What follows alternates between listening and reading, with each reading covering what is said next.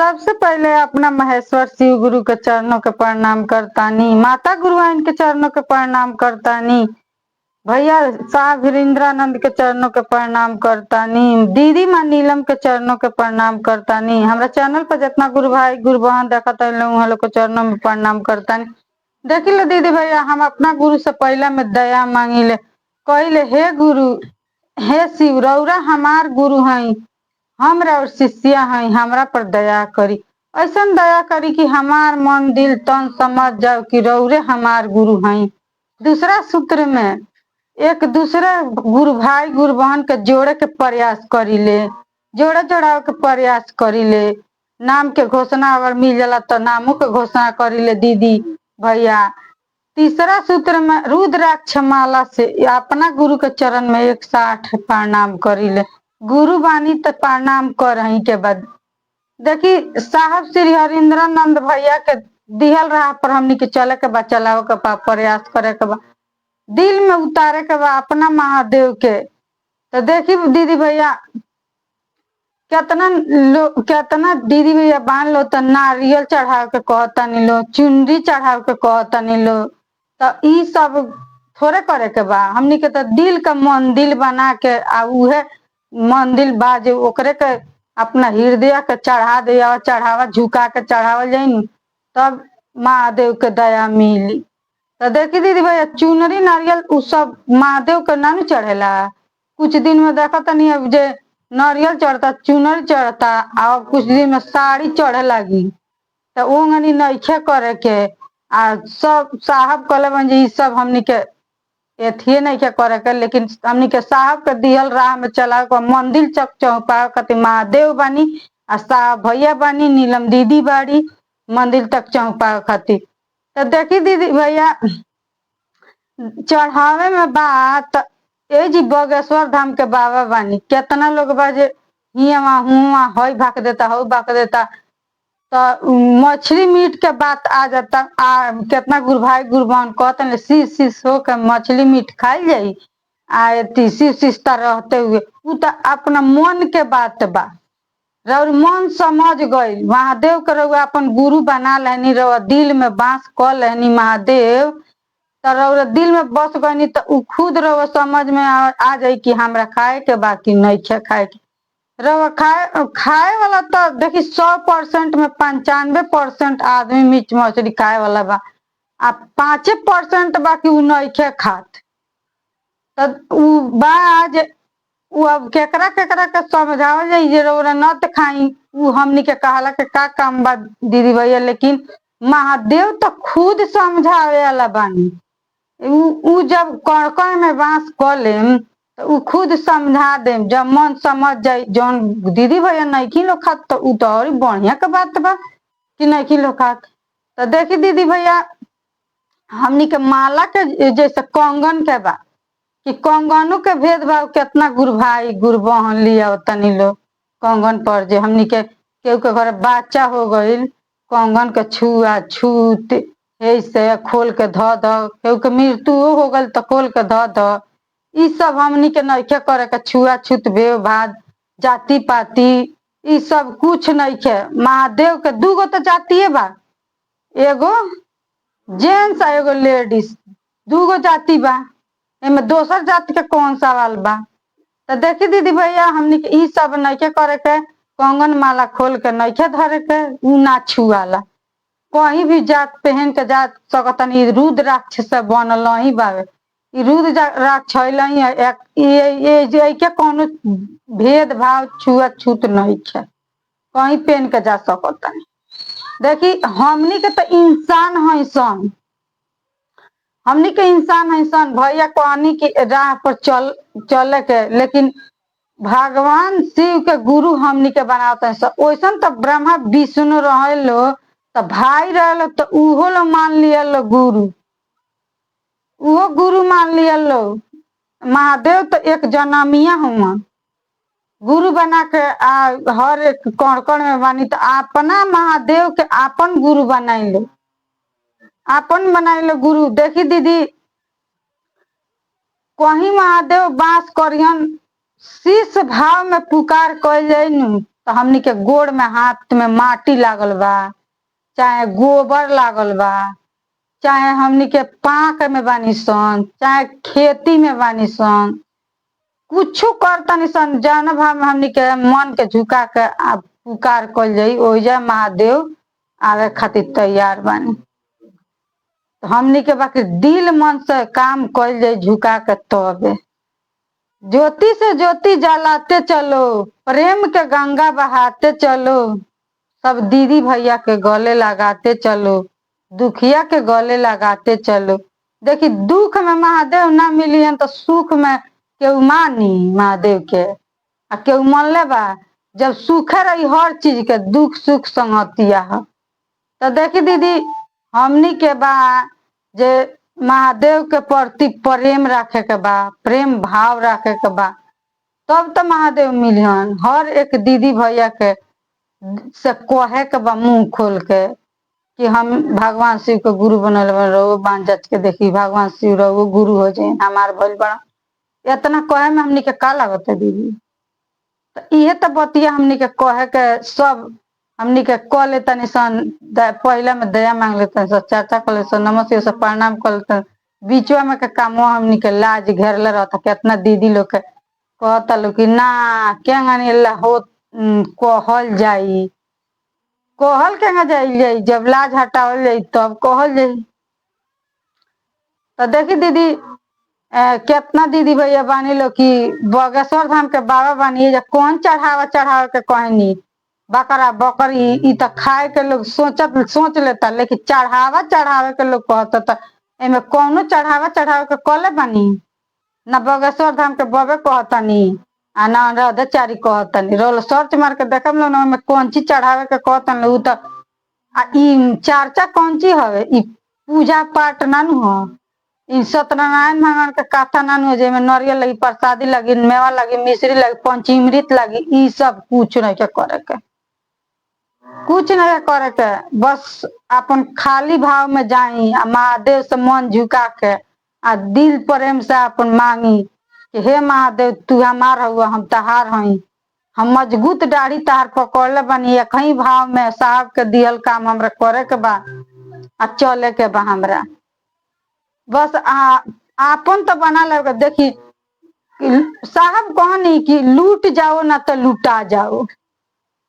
तो हमनी के महादेव से लुटाए के थोड़े बा, हमनी के महादेव के लूटे के बा। उ तो तैयार बानी जे हम ज्ञान छीटतानी महादेव आ ले लो। साहब कहतनी हम जंगनी लेहनी तंग तू ले लो, तू अपना महादेव से मांगो। हम महादेव से तो हमनी के साहब के सहारा लेकर चलते। साहब कहले बानी जे देखी शरीर में नहीं खी लेकिन बढ़लो बानी, हर जन में बानी, दीदी भैया हर जन में बानी लो।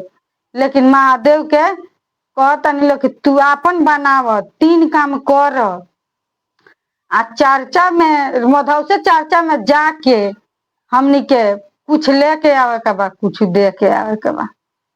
अगर नहीं खिलो जा चैनल पर देखता नहीं लो तो वो में ज्ञान बा। ऐसा बात नहीं कि वो जी ज्ञान नहीं कि महादेव वो जी बानी। कौन कौन में महादेव वास करते हैं, परखने की कोई क्षमता रखी। साहब कहते हैं हमनी के परखते नहीं किसान आ धुनता निशन कहीं गो बतिया धुनता निशन तो वो धुनला से दीदी ना हो। महादेव के परखे के पड़ी हर एक जन में, हर एक कण में बानी। तो वहां के दे हमनी के दया करतानी, हर जगह पर दया करतानी। तो देखी लो दीदी भैया लेवे के प्रयास करी लो। महादेव तो दया दानी हैले हमन, दानी हमन, दयालु हमन, साथी हमन, सहारा हमन, जीवन के आधार हमन, हर एक कण में बाणन। हमनी के रूम से बोलता जे शिव के शिष्य एक दिन खातिर बा उहो उतने काम करी। उ तो और बढ़िया बा, एक दिन से ए बरा के बनल बा तनु शिष्य उतने काम करी आ 2 घंटा पहले के बनल बा उहो उतने काम करी आ 4 साल पहले के बनल बा उहो 3 गो काम करी। आ कौनो दीदी भैया वही है ना, कौनो दीदी भैया जो 4 सूत्र ना बताइए, 3 सूत्र बताइए, 4 गो सूत्र हमनी के काम करी, 3 सूत्र हमनी के साहब देख गल तो 3 गो सूत्र काम, 3 सूत्र काम करी। एती पंच अक्षर हटे, पंच अक्षर मंत्र हटे साहब के दिहल नमः शिवा। एकरा के नमः चढ़ाई शिवा से उतारी, मन में हरदम चलावत रही, जहाँ रही तहाँ अपना महादेव के नाम लेत रही। मने मने मने मने चलाई ना, जितना चलाए उतना का। रसगुल्ला खाई जाला तो में से रस न निकलेला, रसगुल्ला खाई जाला तो में से रस निकलेला। वैसे ही बात हमनी के महादेव के नाम कड़ में पुकारल जाई तो हमनी के तितने अमृत समान बरसी, उतना ही हमनी के ज्ञान प्राप्त होई, उतना ही हमनी के दया मिली। तो हमनी के कल जाई तब न दीदी। कितना गुरु भाई गुरु बहन के समझावल जाता, कहल जाता, तो कहता नहीं लो कि होत नहीं खे, माला ले ले बनी लो, कंगन बांध ले बनी लो, आ बस ना होला तो सूत जाइले। ए भाई ई तहरा पर निर्भर करता जे तू अपना महादेव के कवना रूप में मन ले बड़ा, मन ले बाड़ू। काम तो जिंदगी में कहियो ना हो रहा, जबले जीवे शिव बा, जबले जीव बा तबले काम बा, काम बा, धंधा बा। हाथ से तो मुंह से मन से माने के बा, हाथ से काम करे के बा दिन रात। साहब तो इतना ले ऑर्डर दे देले बानी कि जाइए तो आप शौचालय में भी नमः शिवा चला सकते हैं, मने मन शौचालय में दया मांग सकते हैं। 24 घंटा में कहीं टाइम नहीं मिलता है तो 5 मिनट 10 मिनट के लिए टाइम मिलता है ना बाथरूम जाने को, वहां भी आप शौचालय में दया मांग सकते हैं। तो अब दीदी याद करा ले सुविधा अब कितना साहब दी। हमनी के पूजा पाठ करे के समय नहीं खे, आ पूजा पाठ करत तनी सन, हमनी के ही नहीं खे करे के हई मांगली हऊ मांगली हऊ मांगली मांगली, जौन बुझाऊ तो देवे करल। हम तो दानी हूँ। देखी हमनी के मंदिर में पूजा कर देता सन तो भोले बाबा के रूप में जौन मांगता सन तौन मिल जाता, मिले के तो मिलिए जाई, उ दे दीहन। लेकिन हई चीजवा ना मिली जौन हमनी के भगवान शिव के आपन बना के अपना तानवा के निर्मल कर लेवे के बा, 3 जन्म खातिर निर्मल करे के बा। तो देखी दीदी भैया साहब के बात पर चले के बा, अपनी के हमनी के अपना शरीर के निर्मल करे खातिर 3 काम करे के बा। ये शरीर बा 5 तत्व से बनल बा, तो 5 तत्व से बनल बा, तो एकरा के अन्न जल पानी हवा सब महादेव के हर एक हमनी के भोगत सन महादेव के सब। यह धरती पृथ्वी सब ई बात इतना हमनी के महादेव के हवा पानी उनकर सब 5 तत्व से ई शरीर बनल बा। तो एक भोगत सन माता पिता हई हमनी के दिले बन, तो ओई के कौन हमनी के GST कटता कि हमनी के पैसा देता सन महादेव के। खाली नमो न भजे के बा, नमो भजे में का रुपया लगता, पैसा लगता, जेब से खर्चा लगता। नमो हमनी के 3 सूत्र के काम करे के बा, नमः शिवाय से प्रणाम करे के बा। तो एमे तो हमनी के अपना बगली से खर्चा नहीं इतना ले भाई भैया दीदी कोशिश करे ले जो कौन दीदी भैया गरीब बानी लो वहाँ लोग का चर्चा में लेके जाए के, अगर पैसा नहीं के तो अपने लोग से भाड़ा लेके लगा के रहो जा सकता नहीं लो लेके 1 2 3 4 गुरु भाई गुरु बहन के मधव से चर्चा जहाँ हो तहाँ वहाँ तो उ इतना फायदा करी जो 4 धाम न होला ले बढ़िया फायदा करी। हमनी के हे गंगा हो गंगा नहला के लिए बढ़िया फायदा बा। 10 महीना में 10 शिष्य बनावल जाई तो ये हमनी के कितना गंगा नहला के फायदा प्राप्त होई। अपना जेब से भाड़ा लगा के ले जाई आ उ तो और ही फायदा करी, लेकिन साहब के बात पर डट रहल जाई तो हमनी के शीश हो के कुछ के कमी ना हो, कहीं हमनी के केहू झुका ना सकी। शिव के शीश कहीं झुकेला ना, लेकिन देखी दिल मन के हमनी के महादेव के तरफ झुकावे के बा, हनु महादेव के तरफ झुकावे के बा। शिव के शीश अलबेला होला, बुर्बक होला, एकदम बुर्बक बन के रहे के पड़ेला कि हाँ हम मधुर आवाज में प्रेम मिला के चले के रहेला, जो हर एक कदम में कदम मिला के चले के रहेला। तो हमनी के इहे शिष्टता परिवार कहाला। यही कदम में कदम मिला के भैया हमनी के कले बनी जे चले के हर एक दीदी भैया के जहाँ रहे के बा तहाँ पूछे के बा। उ दीदी भैया नइखिन लो बोलत, नइखिन लो शिव के शिष्य, तब अपना से पूछे के बा जे ए भैया प्रणाम भैया, रउआ शिव के गुरु अपना भगवान शिव के गुरु बनैले बानी, बस भगवान शिव के गुरु बनैले बानी तो अपने कहन कि बनैले बानी चाहे नहीं कि बन, तो कहे के बा वो जगह पर कि रउआ बना ली नहीं बनैले, तो अपने भगवान में बास उनकरा आत्मा से परमात्मा में जोड़े को तो कहीं खुद कहन कि हाँ बन, तो शिव के शिष्य बना दी। देखी दीदी बड़ छोट ऊंचाई छोटाई वैसे कोनो बात नहीं है। हम तो गई रही मधव से चर्चा में एक जगह तक खूब बढ़िया बड़का पावर हाउस वाला रहन, उनकरे के कह देंगे भैया का नाम राधे श्याम, हम नाम के घोषणा करा ली भैया, इतना भारी रहो चर्चा करनी है अपना नाम के घोषणा काहे ना करनी है, करा ली तो हम नाम के घोषणा कर दें।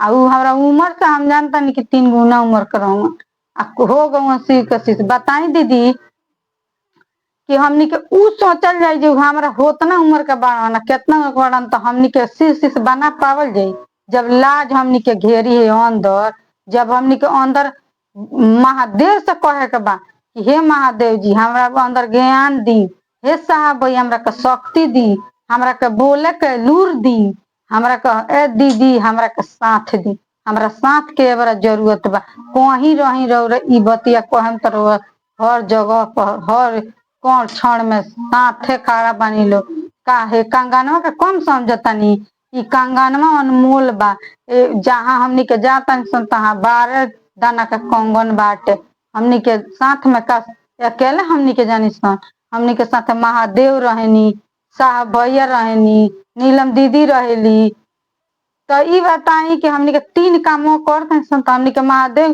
के चिंतन करते हैं, तो महादेव हमनी के चिंता ना करियन कि हमार शिष्य जहाँ बिया फसल बिया तहाँ से हमरा निकाले के बा, हमरा दया करे हर चीज से, हर हमनी के क्या तरिया महादेव से जब प्रेम कर तब तो देखी दीदी ऐसा ही हमनी के हर एक दीदी भैया के लगे जाके कहे के पड़ी, अगर नहीं दीदी भैया बोलो तब हमनी के बोल देवे में का धइल बा, का हमनी के उनका वो आदमी के हमनी के कुछ कहे के बा, महादेव के तरफ चलावे के बा, ये तो बात काम करे के बा। तो देखी लो दीदी भैया हम यही साथ साथ सभी गुरु भाई गुरु बहन के चरणों में प्रणाम करतानी, हमरा प्रणाम के स्वीकार करे में लो, हमारा चैनल पर जितना गुरु भाई गुरु बहन देखता वहाँ लोग के चरणों में हमारे प्रणाम बा, इतना जितना बात कहनी है वो अपना गुरु के चरण में रखत